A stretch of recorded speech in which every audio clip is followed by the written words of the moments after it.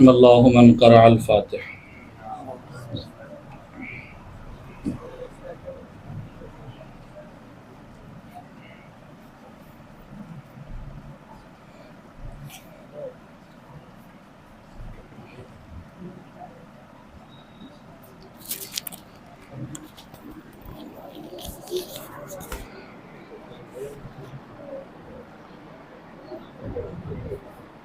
لا حول ولا قوة إلا بالله العلي العظيم. أعوذ بالله من الشيطان اللعين الرجيم. بسم الله الرحمن الرحيم. رب اشرح لي صدري ويسر لي أمري واحلل عقدة من لساني يفقهوا قولي. الحمد لله الذي لم يتخذ صاحبة ولا ولدا ولم يكن له شريك في الملك ولم يكن له ولي من الذل وكبره تكبيرا.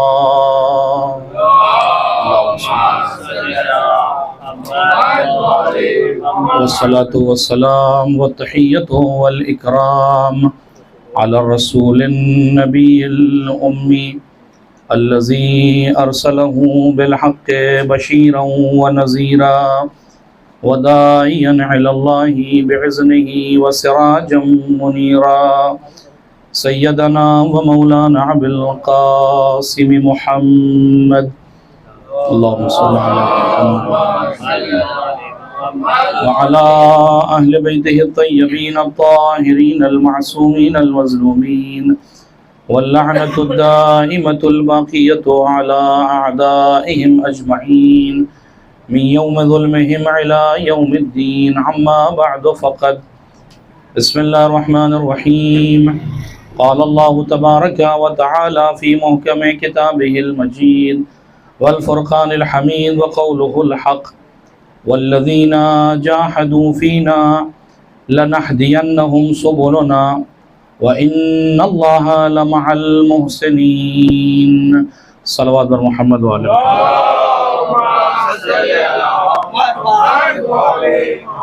گزارش ایک مرتبہ سورہ حمد اور 3 مرتبہ سورہ توحید کی تلاوت فرما کر مرحوم سید رئیس احمد حسن علی، مرحوم وزیر جانی حسن علی، مرحوم اکبر علی حسن علی، مرحوم اظہار الحسن، مرحوم مولوی تقی رضا، مرحوم صادق میاں جانی، مرحوم میاں جانی، مرحومہ چندہ میاں جانی، مرحومہ شبنم بنت رئیس احمد، مرحومہ زینت رئیس احمد، مرحومہ عذرا بانو، مرحومہ پیارے جانی، مرحوم پیارے جانی، مرحوم آفتاب حسین، مرحومہ قمر جہاں، مرحومہ طاہر بیگم اور جملہ مومنین مرحومین و مرحومات کی ارواح کے ساتھ.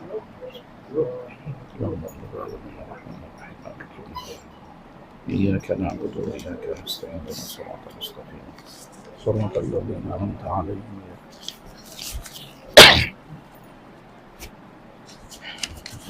المغضوب عليهم ولا الصراط المستقيم صراط الذين. بسم الله الرحمن الرحيم. قل هو الله أحد الله الصمد ولم يكن له كفوا أحد. بسم الله الرحمن الرحيم. قل هو الله أحد الله الصمد اللهم صل على محمد وعلى آله وسلم. صلوات بھیجیں گے محمد وعلى محمد.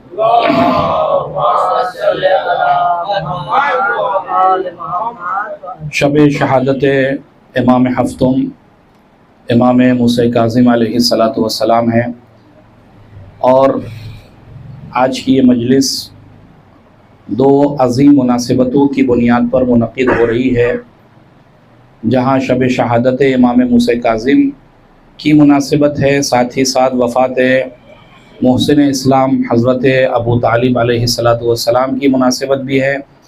لہٰذا ان دونوں مناسبتوں کی مناسبت سے زمانے کے امام کی خدمت میں تعزیت اور تسلیت پیش کرتا ہوں. ثانیاً آپ تمام مومنین کی خدمت میں تعزیت پیش کرتا ہوں، اور ساتھ ہی ساتھ خدا کی بارگاہ میں دعا گو ہوں کہ پروردگار ہم سب کو ان عظیم ذوات مقدسہ کی سیرت کو سمجھنے اور اسے عملی زندگی میں اتارنے کی توفیق عنایت فرما.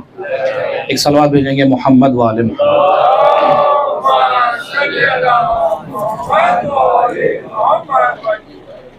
बज़्म में मौजूद अक्सर अफराद मेरे मिजाज से वाकिफ़ हैं और आप ख़ुद भी शब शहादत में किसी और ज़ात का तज़किरा सुनना भी पसंद नहीं फरमाएंगे और होना भी नहीं चाहिए। लिहाजा तक़रीबन गुफ्तगू इमाम काज़िम और जनाब अबू तालिब ही से मुतालिक होगी। मिनल इब्तिदा इलल इंतहा, कोशिश होगी कि ज़्यादातर मतालिब आप ही दो ज़वात मुक़द्दसा के हवाले से आपकी खिदमत में पेश किए जाएँ। एक और सलवात भेजेंगे मोहम्मद वाले।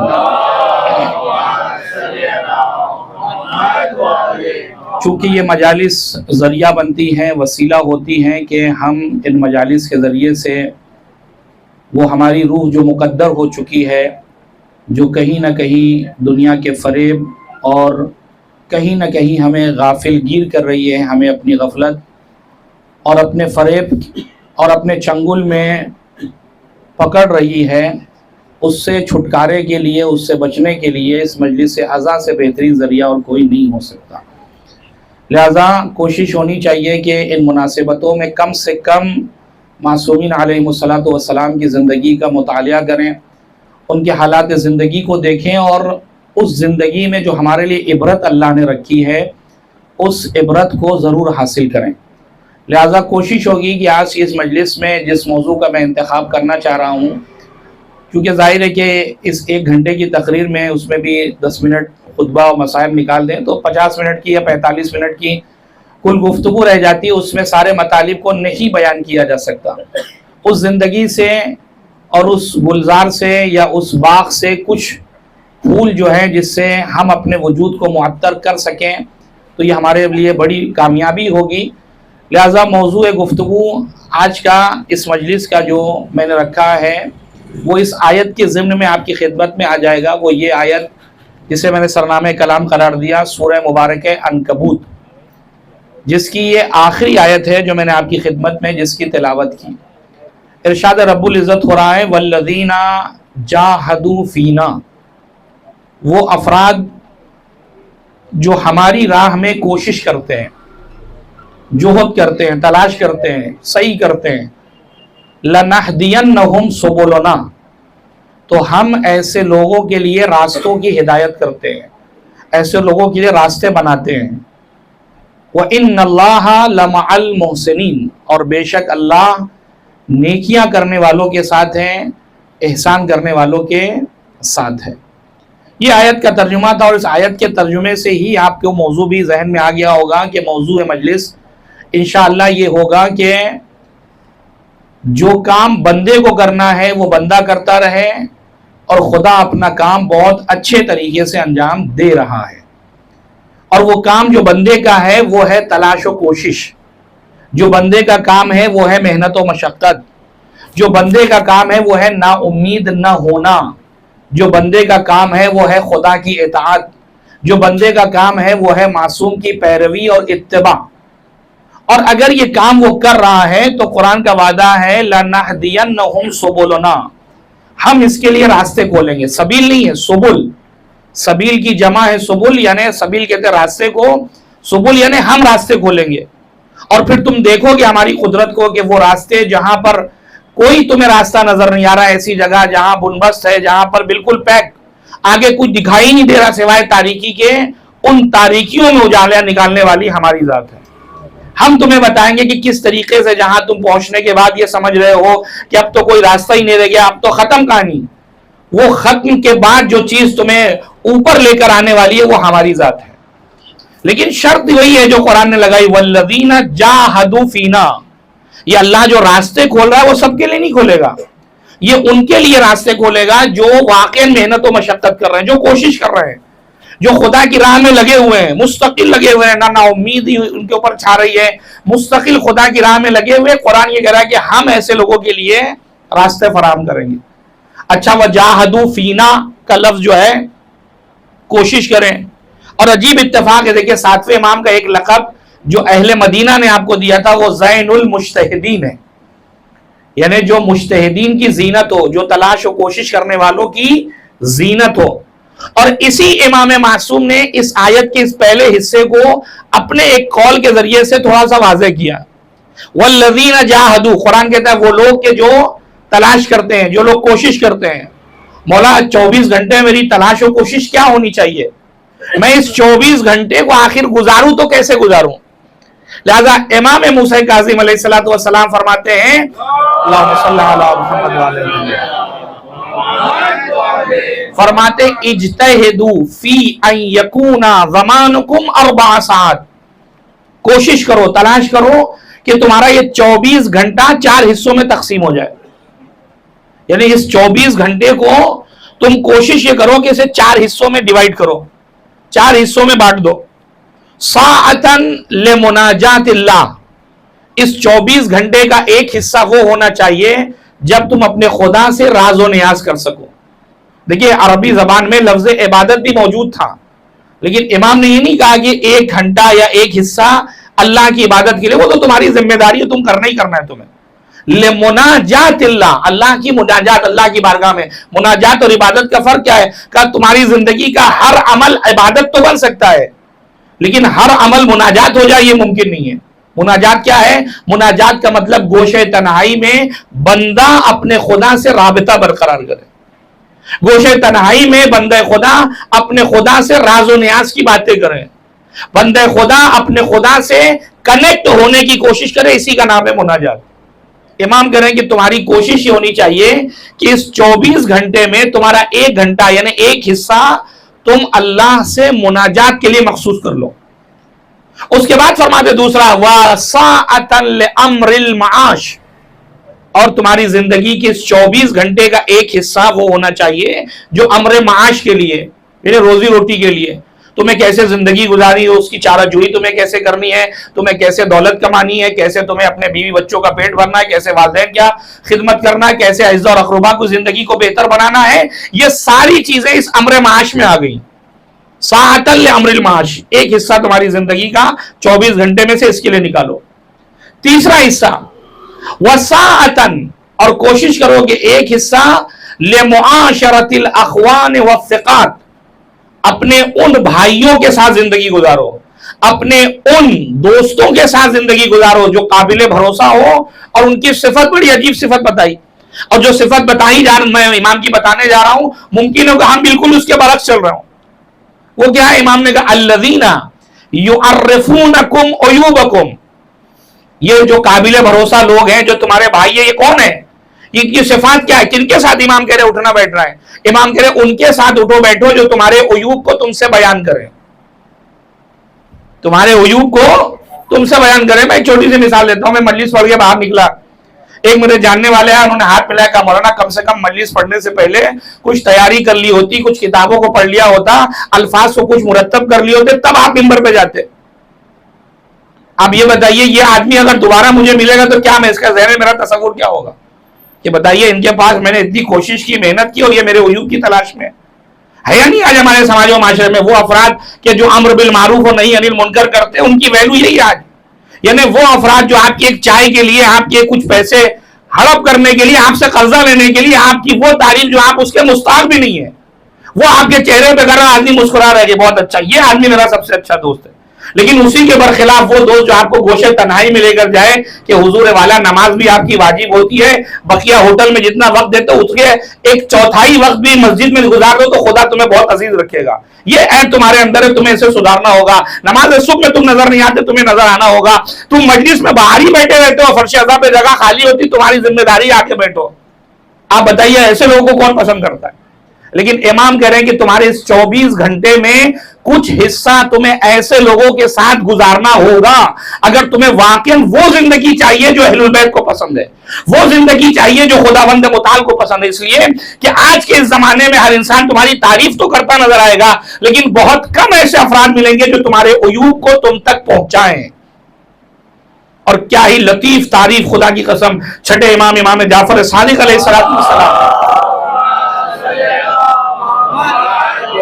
امام کہتے ہیں احب الی اخوانی من اہدى الی عیوبی, میرا سب سے عظیم, میرا سب سے محبوب ترین بھائی وہ ہے جو میرے عیوب کو مجھے ہدیہ کرے.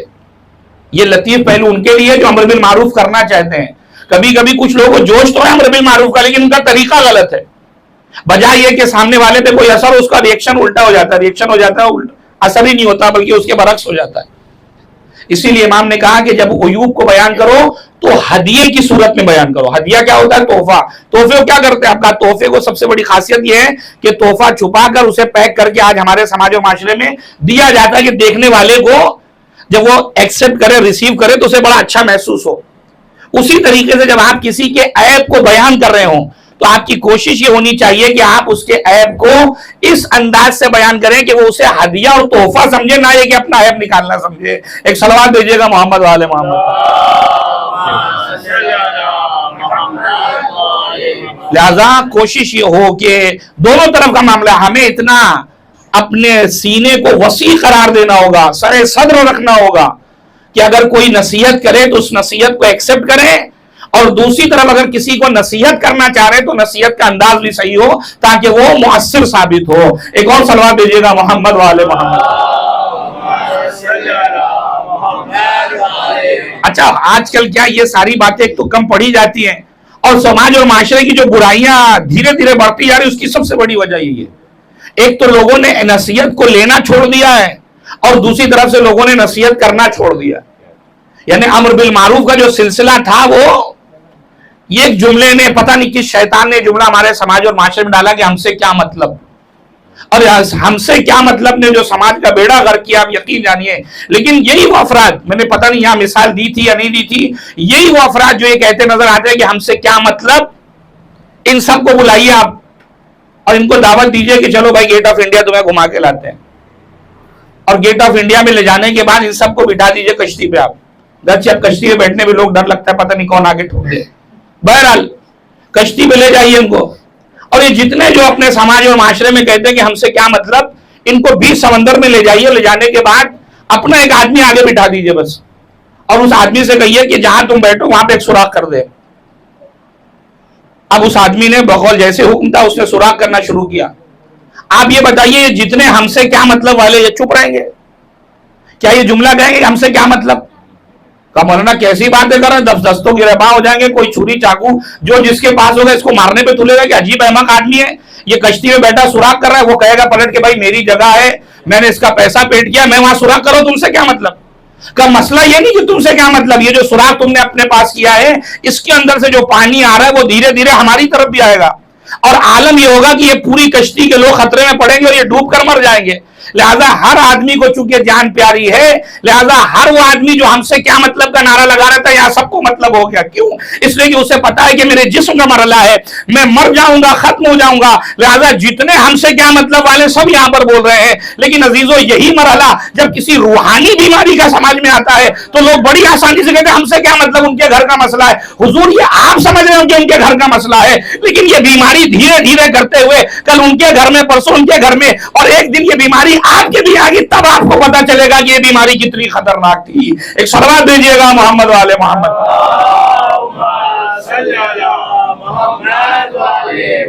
لہذا یہ ہم سے کیا مطلب کا نعرہ اسلامی نعرہ نہیں ہے. اسلامی نعرہ امر بالمعروف کا نعرہ ہے، اسلامی نعرہ نہیں انل منکر کا نعرہ. ہم سے مطلب ہے امر بالمعروف کرنا میری ذمہ داری ہے، نہیں انل منکر کرنا میری ذمہ داری ہے. یہ نعرہ غلط نعرہ، جو لوگ کہتے ہیں ہم سے کیا مطلب، یہ اسلامی نعرہ نہیں ہو سکتا.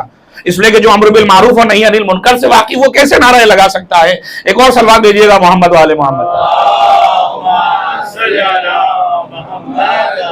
اور اس کے بعد امام کہتے ہیں کہ تمہاری زندگی کا ایک حصہ، 3 حصے ہو گئے، اس 24 گھنٹے میں تمہارا ایک حصہ یخلونا فیہا للذات من غیر محرم، تمہیں اس دنیا کی جو حلال لذتیں ہیں اس لذتوں سے فیضیاب ہونا ہے. تمہاری زندگی کا ایک حصہ تمہارے بیوی، بچے، دوست احباب، بقیہ تفریح، یہاں وہاں جانا، یہ ساری چیزیں اس میں شامل ہو جاتی ہیں. اور اگر یہ چاروں چیزیں تم نے کر لی ہے تو امام کہتے ہیں کہ پھر قرآن نے وہ جو کہا ہے وَلَنَهْدِيَنَّهُمْ سُبُلَنَا، اگر تم نے ہمارے راستے میں کوشش کی اور اپنی زندگی کو اس اعتبار سے تقسیم کرنا شروع کر دیا تو پھر تم دیکھو گے کہ اپنی زندگی میں وہ راستے جو بند راستے تھے وہ خود بخود کھلتے ہوئے نظر آئیں گے. ایک صلوات دیجیے گا محمد والے محمد.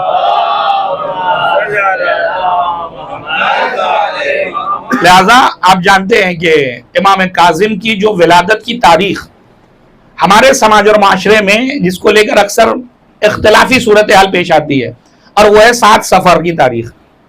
چونکہ امام کی ولادت کی تاریخ ہندوستان میں کئی جگہوں پر 7 صفر 128 ہجری کو منائی جاتی ہے. حالانکہ میں چونکہ خود جب میں ایران میں تھا میں خود تاریخ کا ہی اسٹوڈنٹ ہوں, میں نے وہاں تخصص کیا تاریخ میں, میرا اپنا ریسرچ اور اساتذہ سے جو کچھ حاصل کیا وہ یہ کہتا ہے کہ امام کی 7 سفر والی تاریخ غیر معتبر ہے.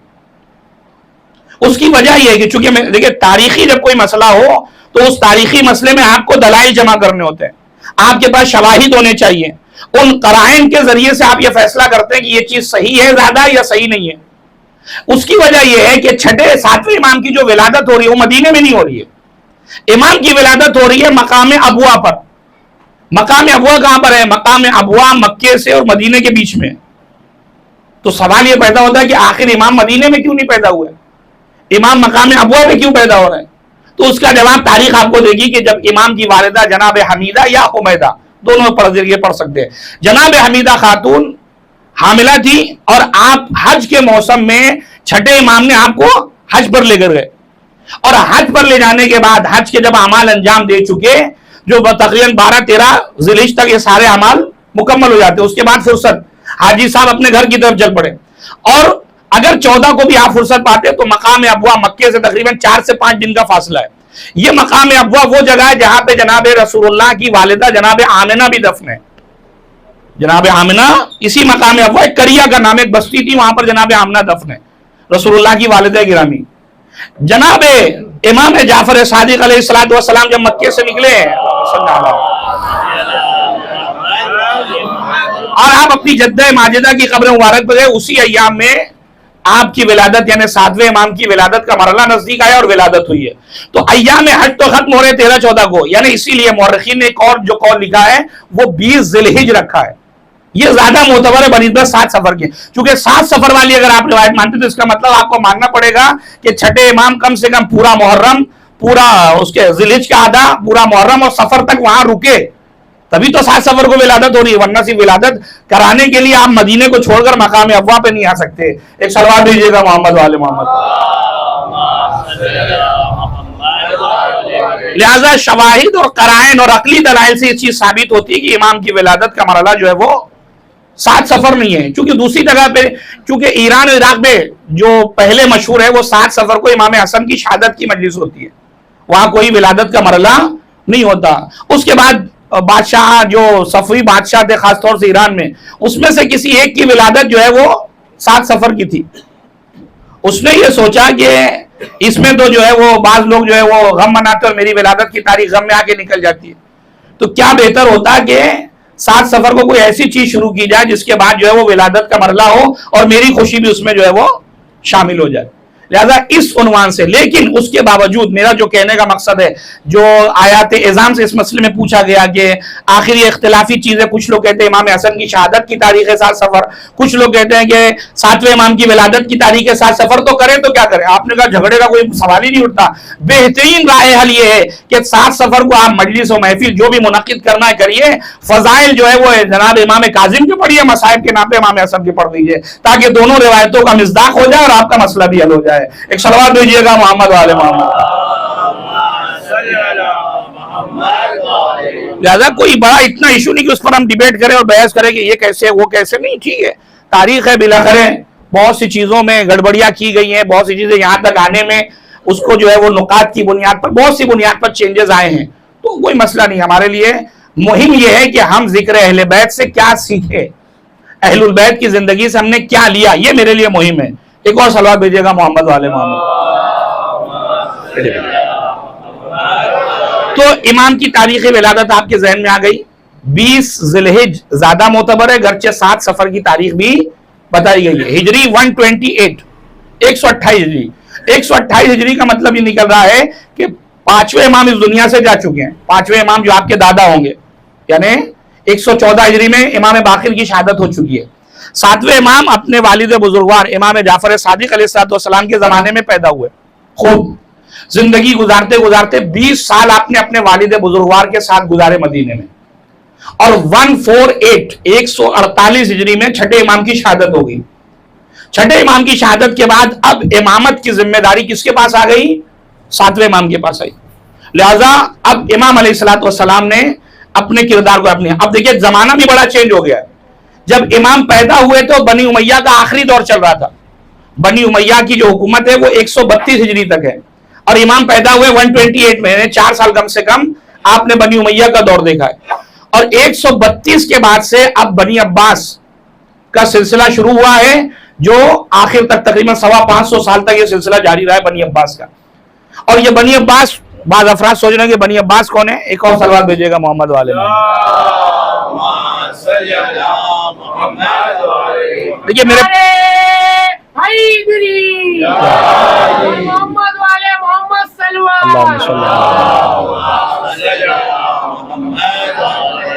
میرے پاس باتیں بہت سی ہیں, میں اسی لیے بہت تیزی سے پڑھ رہا ہوں کہ آپ سے متوجہ رہے, کوئی چیز مس نہ ہونے پائے. ایک اور سلوات بھیجیے گا محمد والے محمد.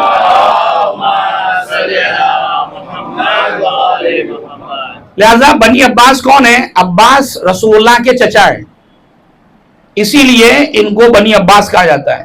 یہ آئے تھے کس لیے؟ انہوں نے یہ نعرہ لگایا تھا کہ حکومت جو ہے وہ آل علی کا حق ہے, آل فاطمہ کا حق ہے, فاطمیون کا, علویون کا حق ہے. یہ جو ہے بنی امیہ غاصب ہے اس پر. لہذا نعرہ کتنا اچھا تھا. آپ سوچیں کہ مولا کا نعرہ لگا کر, اہل البیت کا نعرہ لگا کر یہ سب آئے, کہاں پر آئے؟ حکومت کے لیے. اچھا, حکومت جب آ گئی تو حق کیا بنتا تھا کہ جن کا نام لے کر آپ انہیں حکومت شروع کی ہے, سیدھا جاتے ان کی خدمت میں کہ لیجئے آپ کے نام پہ ہم نے حکومت شروع کی, آپ یہ حفظ کے حقیقی وارث ہے. لیکن تاریخ گواہ ہے کہ بنی امیہ سے کسی بھی عنوان سے بنی عباس نے اہل البیت پر کم ظلم نہیں کیا, بلکہ کئی معنی میں کئی گنا زیادہ ظلم جو ہے وہ بنی امیہ کے مقابلے میں بنی عباس نے کیا ہے. کہ جو نعرہ لگا کر کس کا آئے تھے؟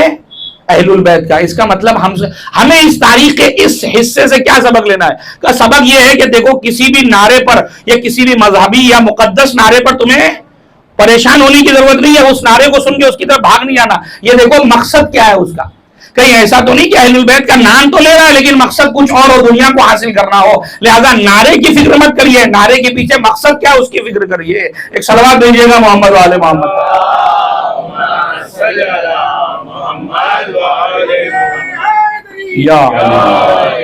اب مولا امام کاظم جب آئے ہیں 148 ہجری میں منزل امامت پر, اس وقت کون ہے؟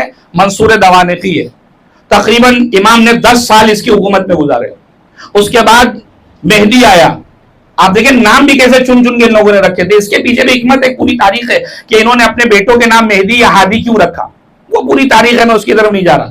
خوب, اس کے بعد مہدی کا جب زمانہ آیا تو امام نے 11 سال اس کی زندگی میں گزارا.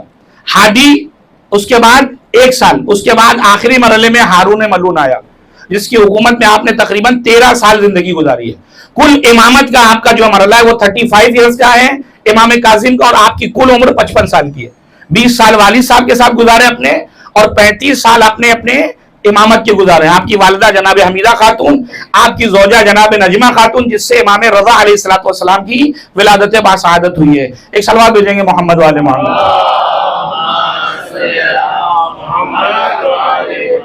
امام کاظم, کاظم کا مطلب کیا ہوتا ہے؟ بچوں کی لفظ کر رہا ہوں. کظم کہتے ہیں عربی میں غصے کو قابو کرنا. قرآن کی آیت والکاظمین الغیظ, وہ لوگ کہ جو غیظ و غضب کو قابو میں کر لیتے ہیں, ان کو کہتے ہیں کاظم. کاظم یعنی غصے کو قابو کرنے والا.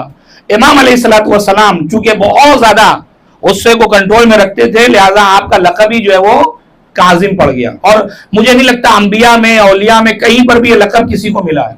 یہ امام کا خاص لقب تھا. آپ کی کنیت میں ابو الحسن آپ کی کنیت ہے. بسا اوقات ابو الحسن اول بھی کہا جاتا ہے, ابو الحسن ماضی بھی آپ کے کنیت میں شامل ہے.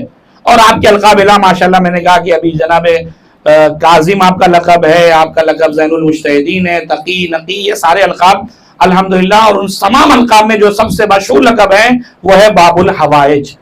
میں سمجھتا ہوں معصومین میں تقریباً ائمہ اطہار میں کسی کا یہ لقب آپ کو نہیں نظر, جبکہ سب باب الحوائج ہیں. لیکن ایک خاص لقب جو ہے وہ 7ویں امام سے مخصوص ہے, یہ کہ حوائج کا دروازہ. ایک صلوات بھیجیں گے محمد والے محمد.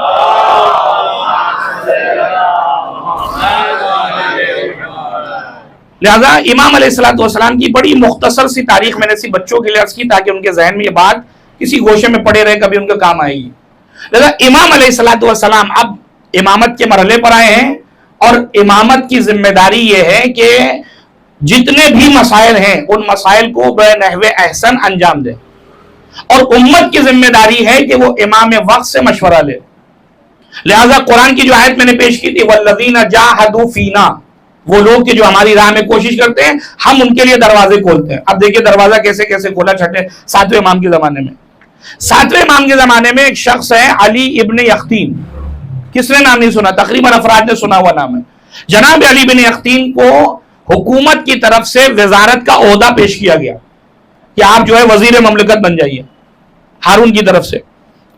اب جناب علی بن چاچا ہم جیسے آدمی کو سی ایم کا عہدہ یا کوئی اور پوسٹ مل جائے تو کہاں کا مشورہ اور کہاں کا امام اور کہاں سب، پہلے یہ بتاؤ ملے گا کس کے، اس کے حساب سے دیکھا جائے گا. لیکن چونکہ بامعرفت صحابی امام کے آئے امام کی خدمت میں، کہا مولا ایسی ایسی پیشکش کی گئی ہے، یہ بتائیے میں اس ظالم حکومت میں وزیر مملکت بن سکتا ہوں یا نہیں بن سکتا؟ امام نے کہا کہ یوں تو نہیں بن سکتے، لیکن ایک شرط کے ساتھ میں تمہیں اجازت دوں گا. اگر تم اس حکومت میں رہ کر ہمارے چاہنے والوں کا، ہمارے شیعوں کا، ہمارے محبین کا کام حل کرو گے، ان کے مسائل کو حل کرو گے، تو تمہارے لیے عہدہ روا ہے، تم اس عہدے کی پیشکش کو قبول کرو. اس لیے کہ اگر تم رد بھی کرو گے تمہاری جان کے دشمن ہو جائے گا ہارون، کہ کیوں آخر بادشاہ کی پیشکش کو قبول نہیں کیا. لہذا امام علیہ الصلوۃ والسلام نے اجازت دی، علی ابن یختین نے اس عہدے کو قبول کیا اور اس کے بعد امور مملکت میں لگ گئے. تاریخ بتاتی ہے کہ دھیرے دھیرے لوگوں تک یہ خبر بھی عام ہو گئی کہ امام نے علی بن یختین کو اس شرط پہ اجازت دی ہے کہ وہ پہلے اپنے چاہنے والوں کا کام نپٹائیں گے، ان کے جو مسائل الجھے وہ سلجھا دیں گے. خبر ملی کوفے کے رہنے والے یا بسا اوقات بعض روایت میں بغداد کے ہی رہنے والا جناب ابراہیم جمال. ابراہیم جمال کسے کہتے ہیں؟ جمال اسے کہتے ہیں جس کے پاس بہت سے اونٹ ہو، وہ اونٹ سے سامان وغیرہ لے جاتا ہو، اس کو کہتے ہیں جمال عربی میں. یعنی آج کے زمانے میں کہتے ہیں جس کے پاس بہت سی اولا اوبر ٹیکسیاں ہو وہ چلا رہا ہوں، یہ سمجھ لیں آج کی دنیا. اچھی خاصی پرسنالٹی، ان کو کوئی مسئلہ پیش آیا حکومت سے تو ان کو کسی نے مشورہ دیا کہ حضور امام نے تو یہ بات کہی رکھی علی بن یختین سے کہ مسئلہ حل ہو جائے گا. لہذا یہ پہنچے بغداد، اور بغداد میں جانے کے بعد علی بن یختین کے محل پہ پہنچے، خادم سے درخواست کی کہ میں ملاقات کرنا چاہتا ہوں. علی بن یختین کسی کام میں مصروف تھے، انہوں نے کہا تھا فی الحال وقت نہیں، پھر کبھی آنا، اور یہ کہے کہ اپنا حکومتی امور میں لگے ہوئے تھے. ابراہیم جمال ناراض افسردہ واپس آ گئے کوفے، بات ختم ہو گئی. یہ گئے حج کے لیے، کون؟ علی بن یختین. اب یہاں پر الگ الگ ہے. حج کرنے کے بعد جب یہ واپس پلٹے تو انہوں نے کہا کہ بھائی مدینے نہ جائے تو گویا کہ حج مکمل ہی نہیں ہوا، چل کے روح مدینہ سے بھی زیارت کر لی جائے. لہٰذا یہ مدینے آئے، امام کے دروازے پہنچے، دولت قدے پہ دق الباب. خادم نکلا، اس نے کہا کہ مولا سے کہیے کہ علی بن یختین آپ کے صحابی آپ سے ملنا چاہتے ہیں. اب جب یہ بات پیش کی تو ادھر سے امام نے بغیر اف اور بٹ، بغیر تعامل کیے ہوئے، جس طریقے سے علی بن یختین نے کہا تھا میرے پاس وقت نہیں ہے، امام نے کہا جا کے علی بن یختین سے کہہ دو میرے پاس وقت نہیں ہے. اچھا یہ سوال اگر مجھ جیسے نادان یا مجھ جیسے امام سے، مجھ جیسے انسان سے امام نہ ملتے تو شاید بے معرفتی کی بنیاد پر سمجھ ہی نہیں پاتا کہ نہیں مل رہے، ٹھیک ہے کوئی وجہ ہوگی چلے آئے.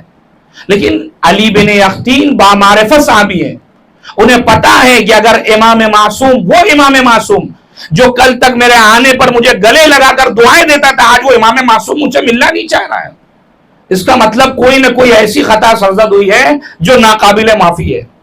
کوئی ایسا جرم ہوا ہے مجھ سے، ورنہ زمانے کا امام جو مجھے گلے لگاتا تھا، مجھے دعائیں دیتا تھا، امام ملنے کو تیار نہیں ہے. لہذا جناب علی بن یختین در دولت پہ بیٹھے کہ جب امام نکلیں گے تو امام کے قدموں پہ گر کر امام کی قدم بوسی کروں گا اور امام سے پوچھوں گا کہ مولا کیا وجہ ہو گئی کہ آپ مجھ سے ملنا نہیں چاہتے. بیٹھے رہے، باہر نہیں گئے، وزیر مملکت لیکن بامعرفت صحابی ہے. جب امام باہر نکلے، بیت الشرف سے باہر نکلے تو مولا کے قدموں پر جناب علی بن یختین نے اپنے آپ کو گرا دیا. اب یہ والی بات میں نے یہاں پہ نہیں پڑھی، اس کے آگے سے پڑھی ہے، لیکن بعض علماء اس میں ایڈ کرتے ہیں کہ یا امام کے قدموں پہ گرا تو امام نے اپنے چہرے کو بھی موڑ لیا. آپ سوچیں کہ ایک محب کے لیے کتنا تڑپانے والا مرحلہ ہے کہ زمانے کا امام جو گلے لگاتا تھا، جو دعائیں دیتا تھا، وہ میری طرف دیکھنا بھی پسند نہیں کر رہا. تڑپ کے کہتے ہیں مولا کون سی ایسی غلطی ہو گئی کہ آپ مجھے طرف دیکھنا پسند نہیں کرتے. امام نے صرف ایک جملہ کہا علی بن یختین تم کس منہ سے مجھ سے ملنے کے لیے آئے ہو؟ کیا ہو سکتا ہے کہ تم میرے کسی چاہنے والے کو ناراض کرو اور میں تم سے راضی ہو جاؤں؟ کہتا مولا میں نے کس کو ناراض کیا؟ کہا تم بھول گئے ابراہیم جمال اتنی محنتوں مشقتوں کے بعد تم سے آئے تھے ملنے کے لیے، اور تم نے صرف یہ کہہ دیا آسانی سے کہ میرے پاس وقت نہیں ہے، نہ تم نے تحمل کیا، نہ سوچا، نہ اس کی زحمتوں کا سوچا۔ جو وعدہ تم سے کیا گیا تھا اس وعدے کے تم نے خیال نہیں رکھا اور اس سے ملنے سے انکار کر دیا۔ علی بن اختین، جب تم اس سے نہیں مل سکتے تو میں بھی تم سے نہیں مل سکتا۔ بامعرفت صحابی علی بن اختین کہتے ہیں مولا غلطی تو ہو گئی، اب کوئی راستہ دیکھیں قرآن کی آیت والذین جاہدوا، وہ لوگ کہ جو تلاش میں ہیں، کہ جو اللہ کی راہ میں کوشش کرتے ہیں، لنہدینہم سبلنا، راستہ ہم فراہم کرتے ہیں۔ ادھر اس بندے نے چاہا کہ میں تلاش کروں گا، میں کوشش کروں گا، کہا مولا مجھے راستہ تو بتائیے میں کیسے کروں؟ ابراہیم جمال تو کوفے میں رہتے ہیں، میں یہاں پر آپ کی خدمت میں کیسے وہاں پر پہنچوں گا؟ امام نے کہا تم تیار ہو گئے، تمہارا دل پسند گیا، تم آمادہ ہو توبہ کے لیے؟ انہوں نے کہا ہاں آمادہ ہو۔ امام نے کہا بس تم نے اپنی ذمہ داری کو ادا کیا، اب کمال ہماری طرف سے تمہیں نظر آئے گا۔ کہا فلاں جگہ پہ جہاں اونٹ بیٹھ کھڑا ہوا ہے اس اونٹ پر سوار ہو، تمہیں سیکنڈوں میں بلکہ منٹوں میں تمہیں پہنچائے، منٹوں میں نہیں بلکہ سیکنڈوں میں تمہیں بچائے گا۔ کیونکہ ظاہر ہے کہ عاصم ابن برقیہ اگر چشم زدن میں تخت بلقیس لا سکتے ہیں تو وارث حضرت سلیمان جناب امام کاظم علیہ السلام کے حکم پر اللہم صلی علی محمد کیا مجال ہے کہ زمانے میں صورت پیدا نہ ہو اور وہ جناب علی بن اختین کو در دولت جناب ابراہیم جمال تک پہنچانا دے؟ لہذا چشم زدن پر جناب ابراہیم کے دروازے پر پہنچے، دق الباب کا کون کا؟ میں علی بن اختین۔ ابراہیم جمال کہتے ہیں کہ میرے در پر تمہارا کیا کام ہے؟ میں تو گیا تھا آپ کے پاس تو ٹائم ہی تک کا نہیں، ابراہیم باہر نکلو۔ آنکھوں میں اشک ہے، کہا ابراہیم جمال تمہیں نہیں پتا، میں نے تم سے ملنے سے انکار کیا تھا، میں نے تمہیں ناراض کیا تھا، زمانے کے امام نے مجھ سے ملنے سے انکار کر دیا۔ ابراہیم نے جب یہ حالات سنے، ابراہیم نے کہا میں نے تمہیں معاف کیا، کہا نہیں، میرے مولا نے کہا جب تک تم معاف نہ کر دو گے اس وقت تک میں راضی نہیں ہوں۔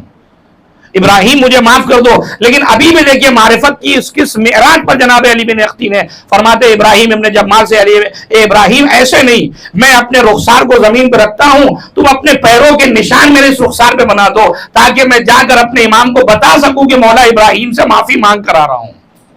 ابراہیم راضی نہیں ہے کہ یہ کون سا عمل ہے، میں اس عمل سے راضی نہیں ہوں، لیکن الغرض جناب علی بن اختین معافی مانگ کر آئے ہیں اب تیرے دولت پہ امام کاظم کے، تو اب انداز بدلا ہوا تھا، جو امام اب تک دیکھنا نہیں چاہ رہا تھا وہی امام آغوش کو پھیلائے ہوئے کھڑا تھا کہ علی بن اختین آؤ، آج تم نے معرفت کا حق ادا کر دیا، عزیزو داستان ختم ہو گئی، لیکن آج کے لیے میرے نوجوانوں کے لیے عبرت کیا ہے؟ کہ عبرت بالکل واضح ہے کہ اللہ نے اگر کسی پوسٹ، کسی مقام یا کسی لائق بنایا ہے اور اس پوسٹ اور لائق کو کسی شیعہ علی ابن ابی طالب کی خدمت میں استعمال کر بھی سکتے ہو، لیکن اس کے باوجود نہ کرو یا کسی مومن کا دل دکھا دو تو ساری دنیا تو راضی ہو سکتی ہے لیکن نہ خدا راضی ہوگا، نہ اہل البیت راضی ہوں گے، نہ زمانے کا امام راضی ہوگا۔ ایک صلوات دیجیے گا محمد وآل محمد۔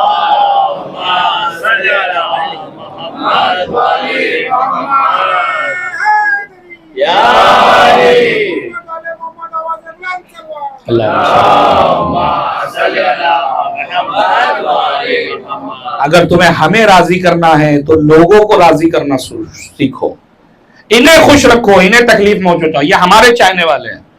آج قوم کی بڑی بری عادت یہ کہ بڑی آسانی سے حالات آپ دیکھیں، بڑے فخری انداز میں مان لوگ کہتے سنا کہ مولانا ہم تو فلاں سے 10 سال سے نہیں بول رہے، وہ تو اس قابل ہی نہیں کہ اس سے گفتگو کریں، وہ تو فلاں ایسا ہے فلاں ایسا۔ اتنی آسانی سے رشتوں کو توڑ دیا جاتا ہے، جبکہ معصومین اس دنیا میں آئے اسی لیے تھے تاکہ ان ٹوٹے دلوں کو جوڑا جا سکے، اتحاد بین المومنین کو قائم کیا جا سکے، اتحاد بین المسلمین کو قائم کیا جا سکے، اتحاد بین الانسان قائم کیا جا سکے۔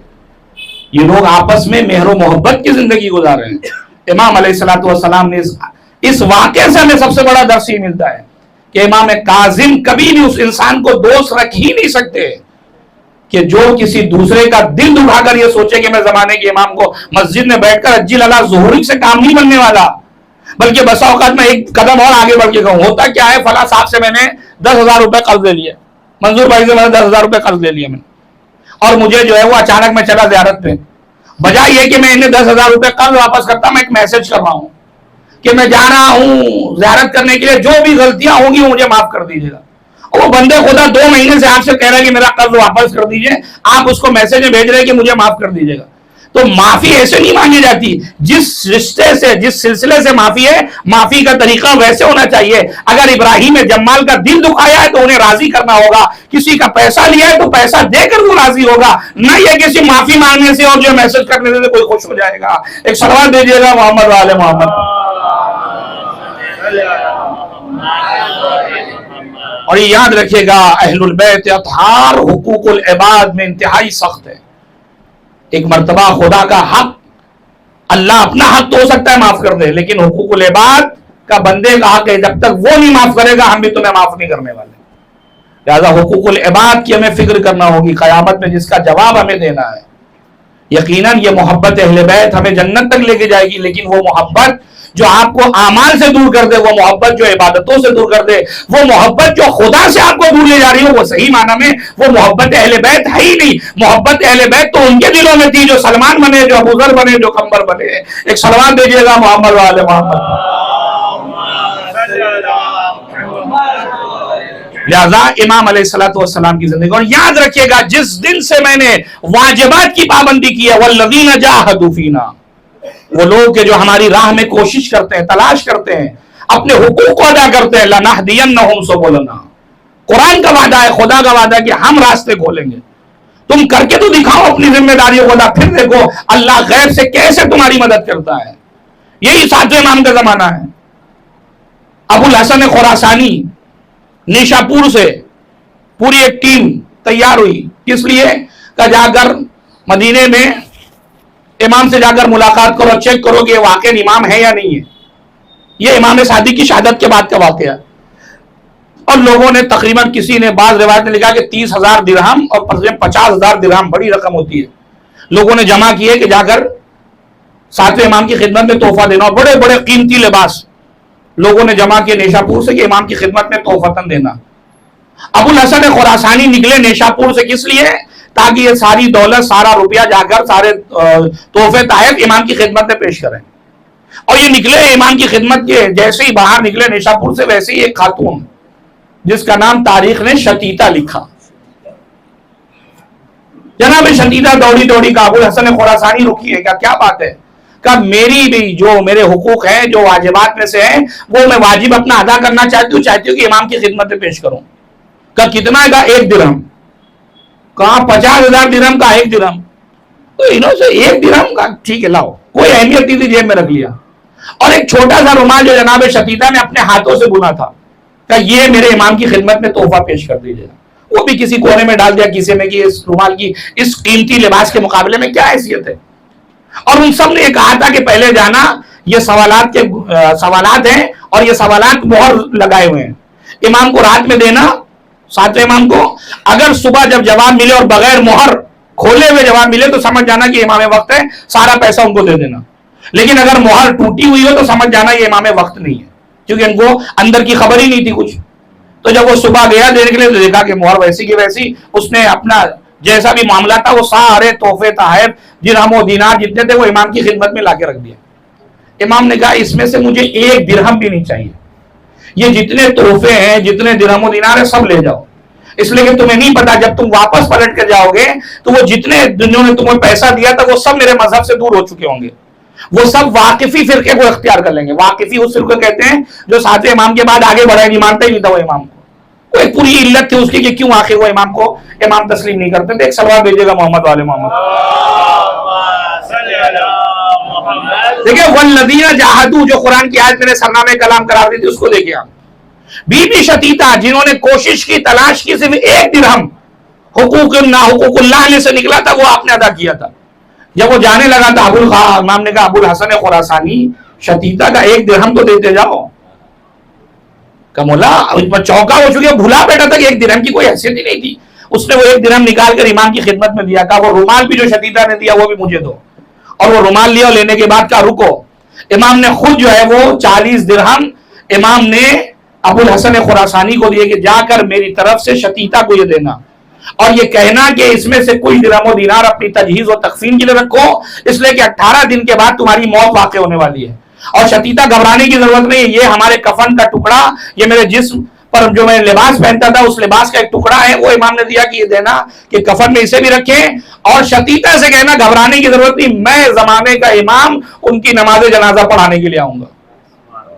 یہ کون ہے؟ شتیتا ہے۔ کیا کیا انہوں نے؟ کوئی بہت درہم و دینار دیا تھا؟ کہا نہیں، صرف اپنے جو واجبات تھے ان واجبات کے لیے کوشش کی تھی اور اس واجبات کی ادائیگی کی، ادھر سے جزا کے طور پر امام نے درہم سے بھی نوازا، امام نے کفن کا ٹکڑا بھی دیا ہے، امام نے نماز جنازہ پڑھانے کا وعدہ بھی کیا ہے، جو ہمیں درس یہ دیتا ہے کہ اگر تمہیں امام کو اپنے پاس بلانا ہے تو کردار کو بلند کرنا ہوگا، جتنا کردار بلند ہوتا چلا جائے گا اتنا امام سے نزدیک ہوتے چلے جاؤ گے۔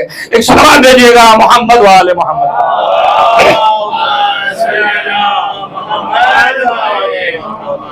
اور اگر کردار کی بلندی نہیں ہے، صرف زبانی خرچ ہے، تو تم اپنے ذہن میں یہ سوچ رہو کہ امام سے نزدیک ہے، ورنہ حقیقت یہ ہے کہ تم امام سے بہت دور ہو۔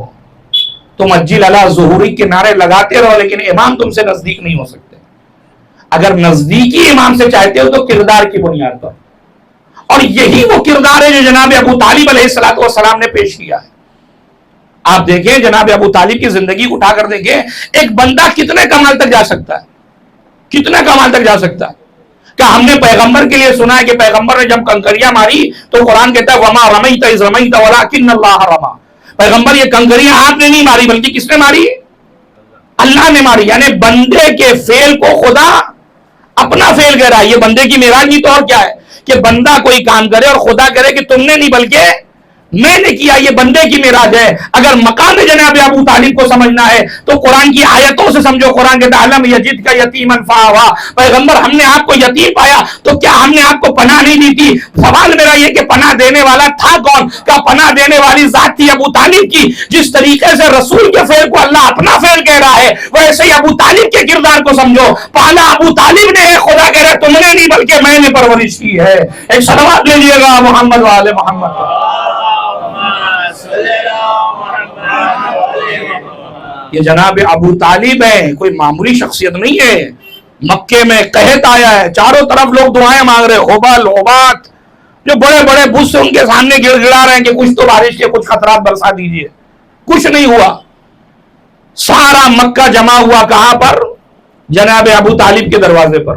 اور یہ واقعہ جو میں پیش کر رہا ہوں مجھے کہیں نہ کہیں لگتا ہے جناب ابو طالب سے لوگوں جو دشمنی وہ اسی واقعے کی بنیاد پر ہے۔ وہ واقعہ کیا ہے؟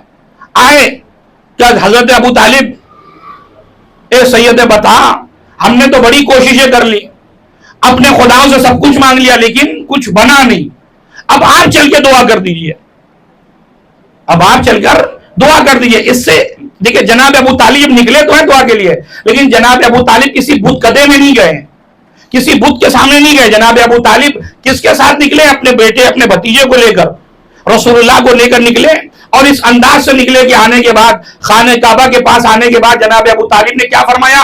وَبْيَزَّا يُسْتَسْقَى الْغَمَامُ بِوَجْهِهِ، یہ شعر پڑھے جناب ابو طالب نے۔ اور جناب ابو طالب بہت بڑے شاعر تھے، میں بتاتا چلوں آپ کو، پورا دیوان جناب ابو طالب کا موجود ہے شاعری میں۔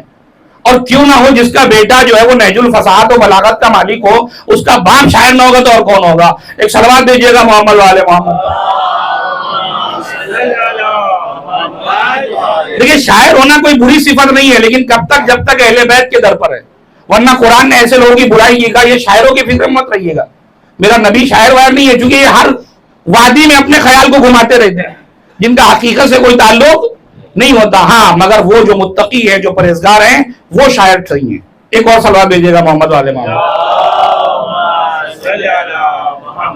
اب دیکھیں جناب ابو طالب کس کا واسطہ دے رہے؟ وَبْيَزَّا يُسْتَسْقَى الْغَمَامُ بِوَجْهِهِ، ترجمہ کیا ہے؟ فرماتے ہیں کہ پروردگار تجھے اس سفید چہرے والے کا واسطہ جس سے بادل بھی پانی طلب کرتے ہوں۔ توجہ چاہ رہا ہوں، سمال الیتاما وعصمت للارامل، یہ چہرہ وہ چہرہ ہے جو یتیموں کی پناہ گاہ بنے گا، یہ ذات وہ ذات ہے جو بیواؤں کی پناہ گاہ بنے گی۔ مجھے یہ بتائیے ابھی رسول اللہ نے کیا اعلان رسالت کر دیا؟ ابھی تو اعلان رسالت بھی نہیں ہوا، ابھی تو یتیم پروری بھی شروع نہیں کی، ابھی تو بیوہ پروری بھی نہیں شروع کی، لیکن نگاہ ابو طالب دیکھ رہی تھی کہ یہ آنے والا کوئی معمولی نہیں ہے بلکہ بہت بڑی ہستی کا نام ہے۔ اب اس جملے کو سمجھے جس میں نے کہا کہ کیوں آخر دشمنی رسول اللہ سے، چونکہ سارے لوگوں نے حبل اور عتاد اور دیگر جھوٹے خداؤں کو اپنا وسیلہ بنایا تھا، لیکن رسول اللہ کو وسیلہ بنانا گویا سکھانے والی ذات جو ہے جناب ابو طالب کی تھی کہ اگر اللہ کی رحمت کو وجد میں لانا ہے تو کسی اور کا واسطہ نہیں بلکہ رسول اللہ کا واسطہ دو۔ اب سمجھے آپ کہ کیوں دشمنی جناب ابو طالب سے، اس لیے کہ ابو طالب وہ ہے جو سب سے پہلے وسیلہ بتانے والے ہیں کہ اگر اللہ کو خوش کرنا ہے تو محمد کے واسطے سے مانگو یا آل محمد کے واسطے سے مانگو۔ ایک صلوات دیجئے گا محمد و آل محمد۔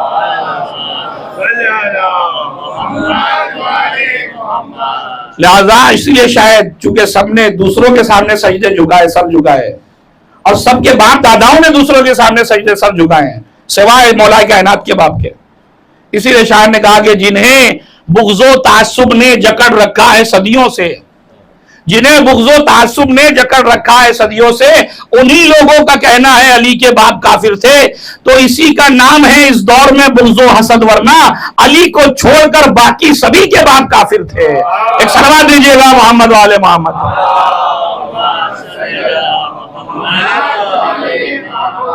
تو ایمان ابو طالب پر بحث ہونے سے پہلے احسان ابو طالب پر بحث ہونی چاہیے کہ جناب ابو طالب نے احسان کیا کیا ہے۔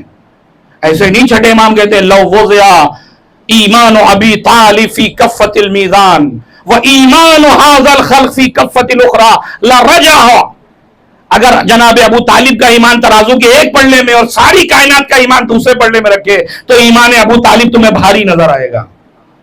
یہ کہنے والی ذات چھٹے امام کی ذات ہے، کوئی مذاق نہیں ہے۔ عصمت کی زبان سے اگر کسی کی تعریف نکل رہی ہو تو آپ سوچیں تو صحیح کہ آخر جناب ابو طالب کس مقام پر ہے، اور مسلمان اتنی آسانی سے ہو تو جناب آخر وقت میں کلمہ پڑھا رہے تھے اور پتہ نہیں کیا کیا۔ اچھا سنا کس نے؟ کہا پتہ نہیں، وہ کان میں جا کر جو ہے وہ کچھ رسول اللہ کہہ رہے تھے کہ چچا آخری وقت ہے اب تو کلمہ پڑھ لیجئے، لیکن جناب ابو طالب آخر وقت تک کلمہ نہیں پڑھا ہے۔ اچھا یہ مورخ وہ ہے جسے کان میں کہی جانے والی بات تو پتا ہے لیکن غدیر کے میدان میں کہی جانے والی بات آج تک اسے سمجھ میں نہ آئی ہے۔ ایک اور صلوات دیجئے گا محمد و آل محمد۔ بھائی اتنا نیٹ ورک تھا جو کان کی بات تمہیں سنائی دے گئی، جو چلتی دوپہر میں بیان کیا وہ تو دوستی کے معنی تھے اور کچھ نہیں، بس کہیں کہ آگے بڑھ گئے۔ ایک اور صلوات دیجئے گا محمد و آل محمد۔ اچھا ایک بات آخری، چونکہ میرا وقت ختم ہو رہا ہے میں بڑی تیزی سے آگے بڑھ رہا ہوں، کہ یہ بات جو میں پڑھ رہا ہوں یہ میری اپنی دین نہیں ہے، مولانا ظہور خیر صاحب ہمارے علاقے میں مشہور ہے بہت، وہ اکثر یہ بات پڑھا کرتے تھے، وہ بات مجھے ابھی یاد آ گئی۔ انہوں نے کہا کہ حضور ایمان ابو طالب پر لوگ جو ہے وہ دلیل پوچھتے ہیں، اور میری دلیل اپنی یہ ہے کہ مجھ سے ایک صاحب نے آگے کہا کہ ایسا ہے کہ صاحب میری بیٹی کا عقد ہے اور میرے بیٹے کا بھی عقد ہے، ایسا کریے بیٹے کی جو بارات جائے گی آپ جو ہے کسی مولانا کو ڈھونڈ دیجئے وہ عقد پڑھ دے میرا۔ اب نے کہا ٹھیک ہے، وعدہ لے لیا صاحب۔ بارات نکلی، کہا کہاں ہے مولانا صاحب؟ نکاح کا آ رہے بیٹھیے تو اطمینان سے، اور بارات والے سب پہنچ گئے، سب بیٹھے ہوئے، آخر میں دیکھا کہ ایک پنڈت جو ہے وہ چلے آ رہے ہیں نکاح پڑھنے کے لیے۔ ہم نے کیا بات ہے؟ کہا یہ پنڈت جی آپ کے بیٹے کا نکاح پڑھیں گے۔ تو ہر آدمی کا عجیب احمق آدمی، بھائی ہم مسلمان ہیں، مسلمان کا نکاح قاضی صاحب پڑھتے ہیں، مولوی صاحب پڑھتے ہیں، پنڈت جی تو نہیں پڑھتے، وہ ٹھیک ہے اپنے دھرم میں وہ پنڈت ہے لیکن ہمارے یہاں ان کا نکاح ویلڈ نہیں ہے۔ کہا واہ، آپ کو اتنی بات سمجھ میں آتی ہے کہ ایک پنڈت جو ہے وہ ایک مسلمان کا نکاح نہیں پڑھ سکتا؟ وہ کیسا رسول تھا کہ جو خود تو مسلمان تھا لیکن اپنا نکاح ایک ایسے سے پڑھا رہا تھا جو آپ کے بقول جو ہے پنڈت تھا۔ ایک صلوات دیجیے گا محمد والے محمد۔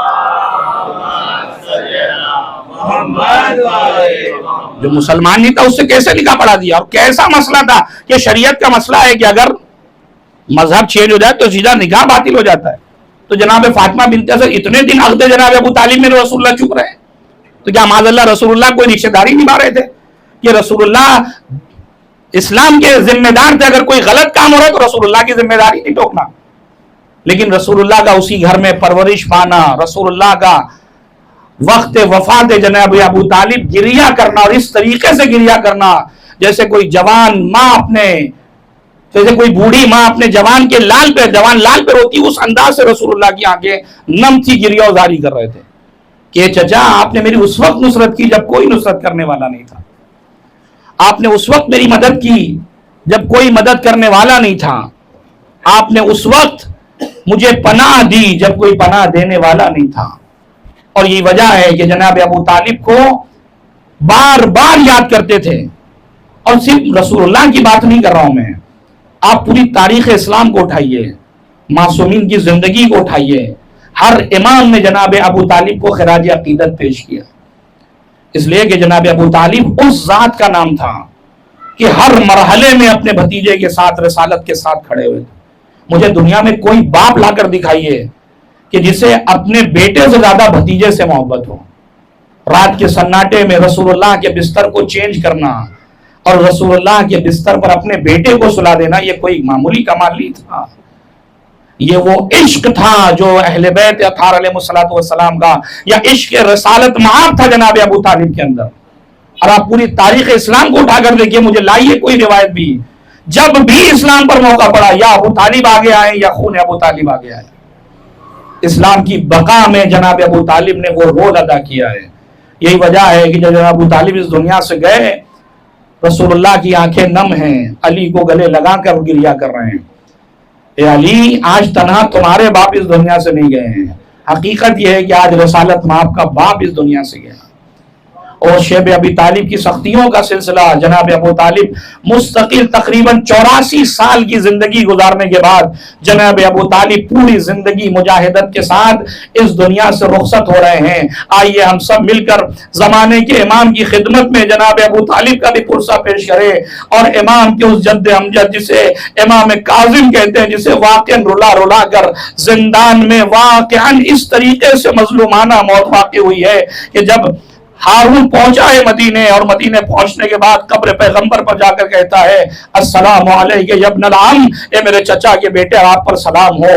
ایک مرتبہ امام کاظم نزدیک آنے کے بعد کہتا ہے السلام علیکہ یا رسول اللہ، السلام علیکہ یا ابتا. باپ کہہ کر جب خطاب کیا اور ہارون کی انا کو ٹھیس پہنچی تو اس نے حکم دیا سپاہیوں کو کہ امام کو گرفتار کرو. اور ملعون امام کو گرفتار کرنے کے بعد روضہ رسول کو خطاب کر کے کہتا ہے اللہ کے رسول، میں آپ سے معذرت چاہتا ہوں کہ آپ کے بیٹے کو گرفتار کر رہا ہوں، اس لیے کہ آپ کا بیٹا معاذ اللہ میری امت میں فتنہ برپا کر رہا ہے، اس لیے میں اسے گرفتار کر رہا ہوں. اور اس کے بعد ہارون نے 2 کاروان بنائے مدینے میں، ایک کاروان تیار کیا بصرہ بھیجنے کے لیے، ایک کاروان تیار کیا بغداد کے لیے، اور کسی کو کوئی خبر نہیں ہے کہ امام کو کس کاروان میں روانہ کرے گا.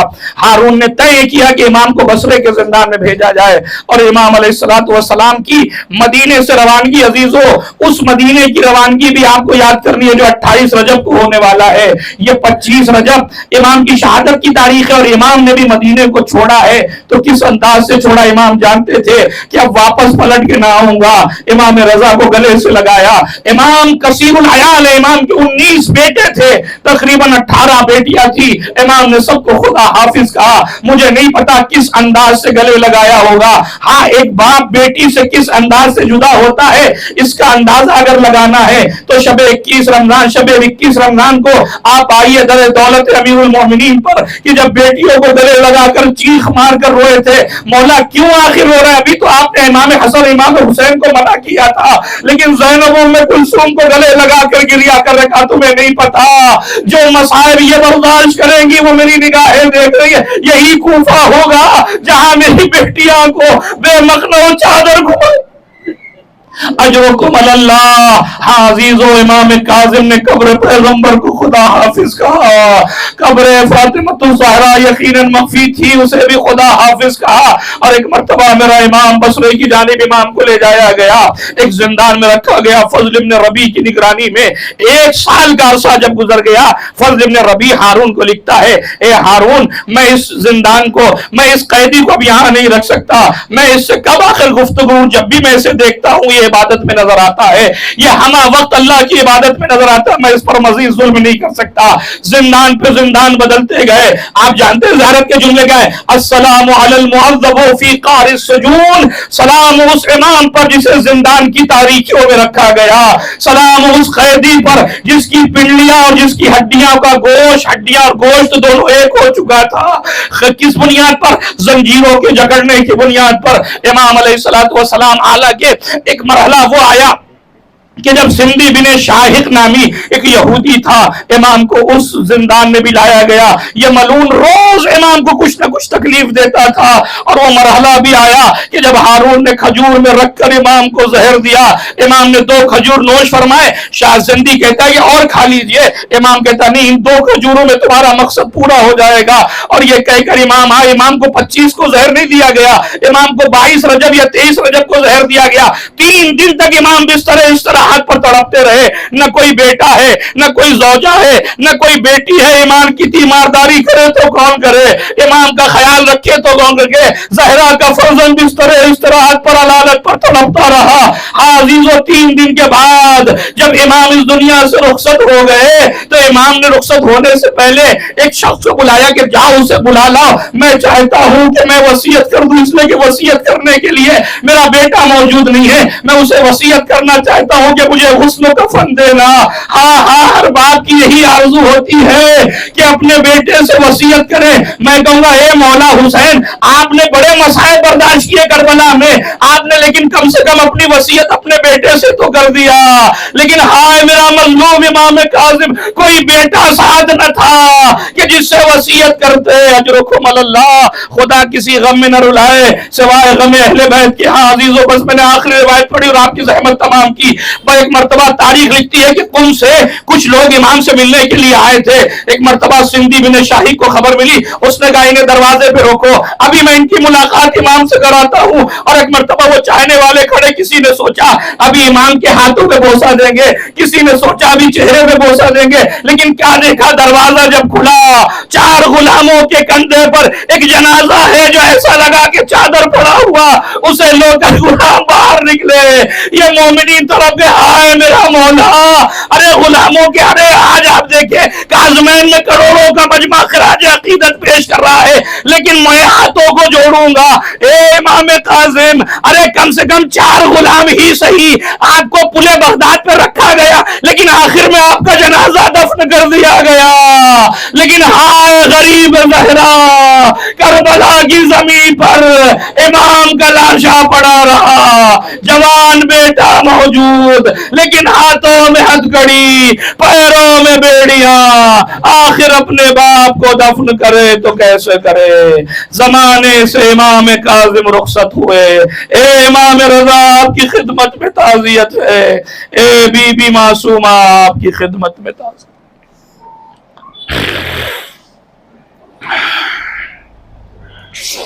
وَسَيَعْلَمُ الَّذِينَ ظَلَمُوا أَيَّ مُنْقَلَبٍ يَنْقَلِبُونَ إِنَّا لِلَّهِ وَإِنَّا إِلَيْهِ رَاجِعُونَ رضا بِقَضَائِهِ وَتَسْلِيمًا لِأَمْرِهِ۔ پروردگار تجھے واسطہ محمد والے محمد کا، جو پریشان حال ان کی پریشانیوں کو دور فرما، جو مقروض ان کے قرضوں کو ادا فرما، جو حج و زیارات کے مشتاق انہیں حج و زیارات سے مشرف فرما۔ خدایا ہماری اس مختصر سے عبادت کو شرف قبولیت عنایت فرما۔ پروردگار تجھے واسطہ محمد والے محمد کا، جو قید و بند کی زندگی گزارے، پروردگار امام کاظم کے صدقے میں انہیں رہائی نصیب فرما۔ پروردگار امام کاظم علیہ السلام باب الحوائج، پروردگار جو مومنین یہاں تشریف رکھتے ہیں، جو مومنات یہاں تشریف رکھتی ہیں، جملہ مومنین و مومنات کی تمام دلی حاجتوں کو رواں فرما۔ پروردگار تجھے واسطہ اہل بیت اطہار علیہ السلام کا مستضعفین و مظلومین عالم کی حفاظت فرما۔ پرچم اسلام سربلند، اسے مزید سربلندی عنایت فرما۔ کفر میں کفر و نفاق کو سرنگو فرما، دشمنان اسلام و تشیع کو نصف و نابود فرما۔ امام کے زمانہ کے ظہور میں تعجیل فرما، ہم سب کو ان کے مخلص غلاموں میں شمار فرما۔ ربنا تقبل منا انک انت السمیع العلیم۔ ایک مرتبہ سورہ حمد اور 3 مرتبہ سورہ توحید کی تلاوت فرما کر مرحوم سید رئیس احمد حسن علی، مرحوم وزیر جانی حسن علی، مرحوم اکبر علی حسن علی، مرحوم اظہار الحسن، مرحوم مولوی تقی رضا، مرحوم صادق میاں جانی، مرحوم میاں جانی، مرحومہ چندہ میاں جانی، مرحومہ شبنم بنت رئیس احمد، مرحومہ زینت رئیس احمد، مرحومہ عذرا بانو، مرحوم پیارے جانی، مرحوم آفتاب حسین، مرحومہ قمر جہاں، مرحومہ طاہر بیگم اور جملہ مرحومین و مرحومات کی ارواح کو ایصال فرما۔ الحمدللہ رب العالمین الرحمن الرحیم مالک یوم الدین، ایاک نعبد و ایاک نستعین۔